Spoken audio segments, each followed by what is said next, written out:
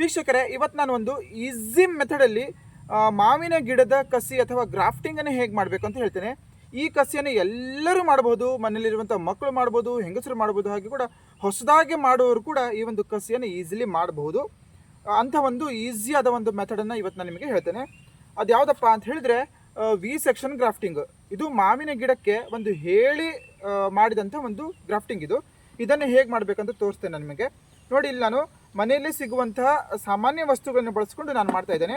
ಒಂದು ಬ್ಲೇಡ್ ತೊಗೊಂಡಿದ್ದೇನೆ, ಹಾಗೆ ಕೂಡ ಒಂದು ಕಟರ್ ತೊಗೊಂಡಿದ್ದೇನೆ, ಹಾಗೆ ಬೇಳೆ, ಸಕ್ಕರೆ, ಅಕ್ಕಿ ತಂದಂಥ ಒಂದು ಕವರ್ ಇದೆ ನನ್ನ ಹತ್ರ. ಮತ್ತು ಇದೇ ಕವರಿನ ಈ ಒಂದು ತುದಿಯಿಂದ ಇಂಥ ಒಂದು ಸಣ್ಣ ಸ್ಟ್ರಿಪ್ಪನ್ನು ನಾನು ತೊಗೊಂಡಿದ್ದೇನೆ. ಹಾಗೆ ಕೂಡ ಇದು ಒಂದು 8-9 ತಿಂಗಳ ಒಂದು ಮಾವಿನ ಹಣ್ಣಿನ ಗಿಡ ಇದು. ಹಾಗೆ ಕೂಡ ಒಂದು ಫಲ ಬರ್ತಾ ಇರುವಂಥ ಮಾವಿನ ಗಿಡದ ಒಂದು ಸೈನ್ ತೊಗೊಂಡಿದ್ದೆ ನಾನು. ಇದು ಮಲ್ಲಿಗೆ ಗಿಡದ ಒಂದು ಇದು ಟೊಂಗೆ, ಒಂದು ಹೆಣೆ, ಇದು ಸೈನು. ಇವಾಗ ಬನ್ನಿ ತೋರಿಸ್ತೇನೆ ಪ್ರೊಸೆಸ್ ಹೇಗೆ ಮಾಡಬೇಕಂತ ಹೇಳಿ. ಫಸ್ಟಿಗೆ ನಾನು ಈ ಒಂದು ಫಲ ಬಿಡ್ತಾ ಇರುವಂಥ ಗಿಡದ ಒಂದು ಟೊಂಗೆನ ತೊಗೊಂಡು ಬಂದು ಇದರ ಒಂದು ಎಲೆನ ನಾನು ತಗೊಳ್ತಾ ಇದ್ದೇನೆ. ನೋಡಿ, ಎಲ್ಲ ಎಲೆ ನಾನು ತೆಗಿತಾ ಇದ್ದೇನೆ. ಎಲೆಯನ್ನು ಬುಡದಿಂದ ನಾನು ಕೀಳ್ತಾ ಇಲ್ಲ, ಇಲ್ಲಿಂದ ಮೇಲೆ ಕಟ್ ಮಾಡ್ತೇನೆ ನಾನು. ಯಾಕಪ್ಪ ಅಂತ ಹೇಳಿದರೆ ಈ ಒಂದು ಇದರ ಒಳಗೆ ಒಂದು ಮೊಗ್ಗಿರುತ್ತೆ, ಒಂದು ಚಿಗುರು ಇರುತ್ತೆ. ಆ ಚಿಗುರಿಗೆ ಪೆಟ್ಟಾಗಬಾರ್ದು ಅಂಥೇಳಿ ನಾನು ಇದರ ಒಂದು ಇದನ್ನು ಇಲ್ಲೇ ಕಟ್ ಮಾಡಿ ತೆಗಿತಿದ್ದೇನೆ. ನೋಡಿ, ಎಲ್ಲ ಇದರ ಒಂದು ಎಲೆಯನ್ನು ತಗೊಂಡಿದ್ದೇನೆ. ಈ ಎಲೆಯನ್ನು ತೆಗೆಯುವಂತಹ ಮೇನ್ ಕಾರಣ ಏನಪ್ಪ ಅಂತ ಹೇಳಿದರೆ, ನಾವು ಇಲ್ಲಿ ಕೆಳಗಡೆ ಕಸಿ ಕಟ್ಟಿದ ನಂತರ ಈ ಒಂದು ಕೆಳಗಿನ ಒಂದು ಗಿಡ ಇಲ್ಲಿ ನೋಡಿ, ಈ ಒಂದು ಗಿಡದಿಂದ ಬರುವಂಥ ಎಲ್ಲ ಪೋಷಕಾಂಶಗಳು ಈ ಒಂದು ಎಲೆಗೆ ಹೋಗೋದಿಲ್ಲ, ಡೈರೆಕ್ಟಾಗಿ ಈ ಮೊಗ್ಗಿಗೆ ಸಿಗುತ್ತೆ. ಇಲ್ಲಿಂದ ಹೊಸ ಚಿಗುರು ಈಸಿಲಿ ಬಂದುಬಿಡುತ್ತೆ. ನೋಡಿ, ಈ ಗೆಲ್ಲನ್ನು ನಾನು ಈ ಸೈನ್ ಯಾವ ರೀತಿಯಾದ ಸೈನನ್ನು ನಾನು ಯೂಸ್ ಮಾಡಿದ್ದೇನೆ ಅಂತ ಹೇಳಿದರೆ, ನೋಡಿ ಇಲ್ಲಿ ಮೇಲ್ಗಡೆ ಸ್ಟಾರ್ ರೀತಿಯಲ್ಲಿ ಇದರ ಚಿಗುರು ಕಾಣಿಸುತ್ತೆ. ಅಂತಹ ಒಂದು ಚಿಗುರನ್ನು ನಾವು ತೆಕ್ಕೊಳ್ಬೇಕು. ಇಂಥ ಒಂದು ಗೆಲ್ಲು ಅಥವಾ ಸೈನನ್ನು ನಾವು ಯೂಸ್ ಮಾಡ್ಕೊಳ್ಬೇಕು.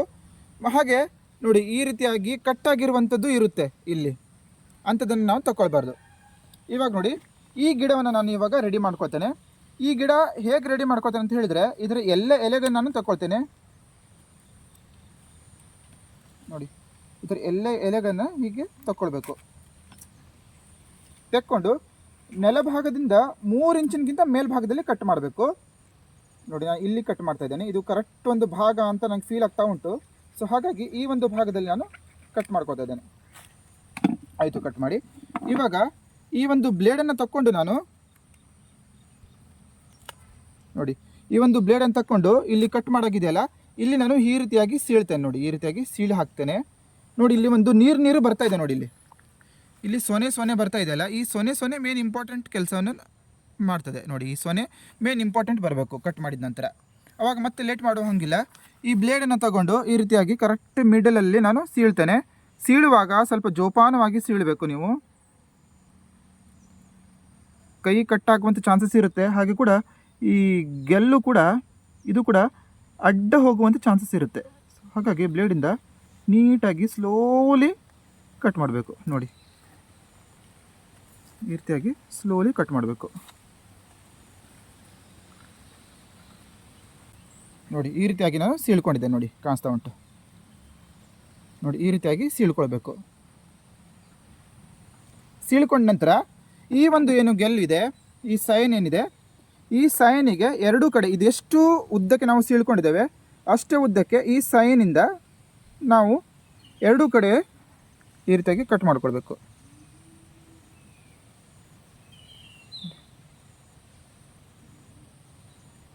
ಇದು ಕೂಡ ಗಡಿಬಿಡಿ ಮಾಡಬಾರ್ದು, ಸ್ಲೋಲಿ ಮಾಡುವಂಥ ಕೆಲಸ ಇದು. ನೋಡಿ, ಇವಾಗ ಈ ಸೈಡ್ ಕಟ್ ಮಾಡಬೇಕು.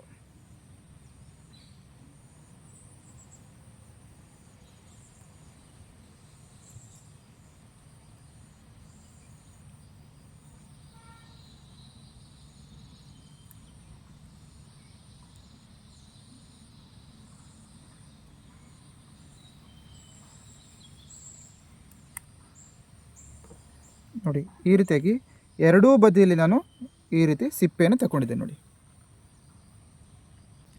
ಇಲ್ಲಿ ಏನಪ್ಪ ಅಂತ ಹೇಳಿದರೆ, ಇಲ್ಲಿ ನೋಡಿ, ಇಲ್ಲಿ ಸಿಪ್ಪೆ, ಗಟ್ಟಿ ತೊಗಟೆ, ಹಾಗೆ ಕೂಡ ಮಧ್ಯದಲ್ಲಿ ಈ ಒಂದು ಸ್ಪಂಜ್ ಕಾಣಿಸುತ್ತೆ, ಎರಡೂ ಕಡೆ ಹಾಗೆ ಕಾಣಬೇಕು. ಸೈಡಿನ ಸಿಪ್ಪೆ ಮಾತ್ರ ಹೋಗಬಾರ್ದು, ಈ ರೀತಿ ಸೈಡಿನ ಸಿಪ್ಪೆ ಹೋಗಬಾರ್ದು. ಇವಾಗ ಏನು ಮಾಡಬೇಕಪ್ಪ ಅಂತ ಹೇಳಿದರೆ ಇದನ್ನು ಡೈರೆಕ್ಟಾಗಿ ಇದರಲ್ಲಿ ಹಾಕಬೇಕು. ಇವಾಗ ನಂದು ಏನಾಗಿದೆ ಅಂತ ಹೇಳಿದರೆ ಇದರ ಸೈಜ್ ದಪ್ಪ ಇದೆ, ಇದರ ಸೈಜ್ ತೆಳ್ಳಗಿದೆ. ಅವಾಗ ನಾನು ಇಲ್ಲಿ ಒಳಗಡೆ ತೂರಿಸಿದವಾಗ ನಂದು ಇಲ್ಲಿ ಏನಾಗಿದೆ ಅಂತ ಹೇಳಿದರೆ ಇದರ ಒಂದು ಸೈಜು ದಪ್ಪ ಇದೆ, ಇದರ ಸೈಜು ತೆಳ್ಳಗಿದೆ. ಇದನ್ನು ಇದರೊಳಗೆ ನಾನು ತೂರಿಸಿದವಾಗ ಎರಡೂ ಕಡೆಯ ಸ್ಕಿನ್ ಟಚ್ ಆಗೋದಿಲ್ಲ. ಅವಾಗ ನಾನು ಏನು ಮಾಡ್ತೇನೆ ಅಂತ ಹೇಳಿದರೆ ಯಾವುದೇ ಒಂದು ಸೈಡಿನ ಸ್ಕಿನ್ ಟಚ್ ಮಾಡ್ತೀನಿ ನಾನು. ನೋಡಿ, ಈ ಸೈಡಿನ ಸ್ಕಿನ್ ಟಚ್ ಮಾಡ್ತೀನಿ.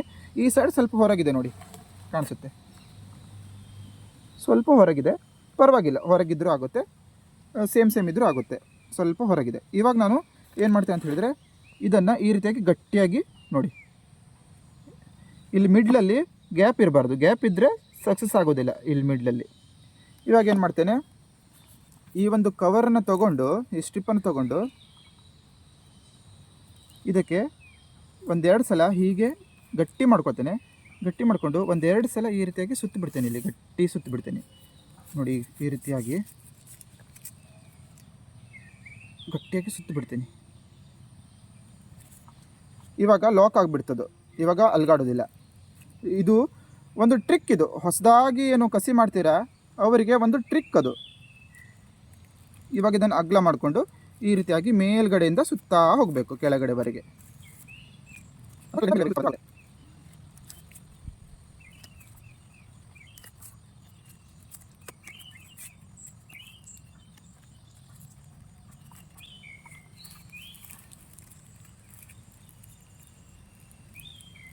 ನೋಡಿ, ಸುತ್ತಿ ಗಂಟು ಕೂಡ ಹಾಕಾಯ್ತು ನಾನು. ಇದು ಎಕ್ಸ್ಟ್ರಾ ಉಳಿದಂಥ ಕವರನ್ನು, ಈ ಒಂದು ಸ್ಟ್ರಿಪ್ಪನ್ನು ನಾನು ಈ ರೀತಿಯಾಗಿ ಕಟ್ ಮಾಡ್ಕೊಳ್ತೀನಿ. ಆಯಿತು, ನನ್ನ ಕಸಿ ಸಕ್ಸಸ್ಫುಲ್ ಆಯಿತು. ಇವಾಗ ಕಸಿ ಮಾಡುವಂಥ ಒಂದು ಸ್ಟೆಪ್ಪು ಮುಗೀತು.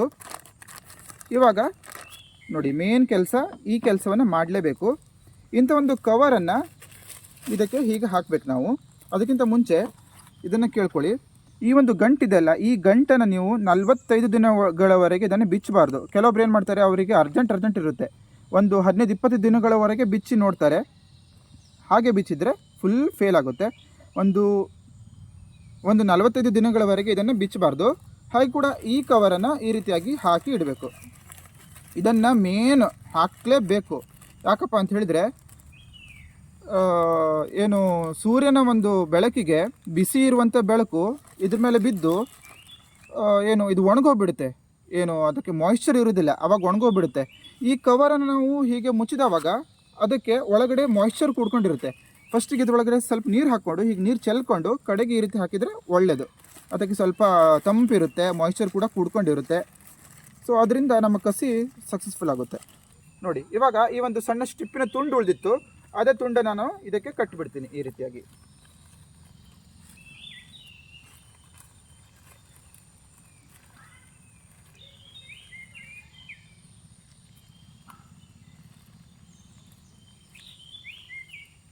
ನೋಡಿ, ಇವಾಗ ಮುಗೀತು. ಈ ಕಸಿಯನ್ನು ಮಾಡಲಿಕ್ಕೆ ಒಳ್ಳೆ ಸಮಯ ಯಾವುದಪ್ಪ ಅಂತ ಹೇಳಿದರೆ ಬೇಸಿಗೆಯಲ್ಲಿ ಮಾಡಿದರೆ ತುಂಬ ಉತ್ತಮ. ಇದನ್ನು ಇವಾಗ ಯಾವುದೇ ಒಂದು ಪಾಲಿ ಹೌಸು ಅಥವಾ ಯಾವುದೇ ಒಂದು ಇದರ ಅಡಿಗೆ ಇಡಬೇಕಂತ ಇಲ್ಲ, ನೀವು ಜಸ್ಟ್ ಒಂದು ತಂಪು ಜಾಗದಲ್ಲಿ ಇಟ್ಟರೆ ಸಾಕಾಗ್ಬಿಡುತ್ತೆ.